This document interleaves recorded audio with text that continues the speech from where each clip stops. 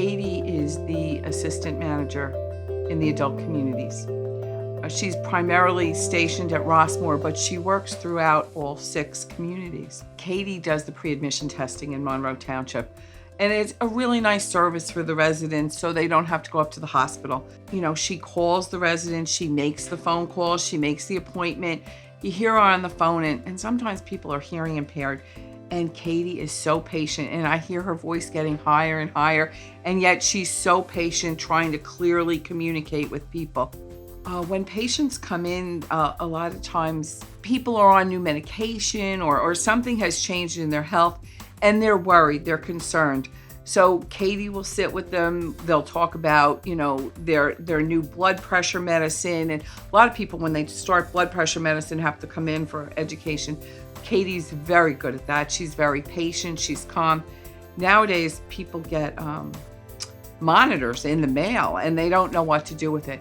Kaytie will sit there, go over it with them, and make sure that they know what they're doing before they leave. We had been involved for several years with this community, and another hospital took our place.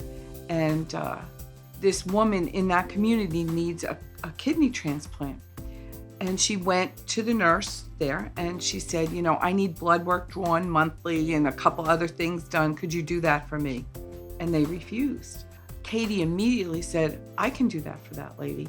Kaytie went right to her house, drew her blood once a month, took her vital signs. And that's, to me, what Kaytie's about. Kaytie does the right thing for patients. And even though this lady wasn't our patient anymore, she was in a position that she really needed this help, and Kaytie stepped right up and said, I can take care of this. Kaytie Olshefski is my idea of both a warm-hearted person, but an excellent nurse. She calms you. She makes you feel as if I'm here now, and whatever the problem is, we'll take care of it. Kaytie is very easy to get along with, very sweet to everyone. I have never felt that she would be short or has a loss of temper or has any difficulty in making herself understood, but in a very, very, very pleasant way.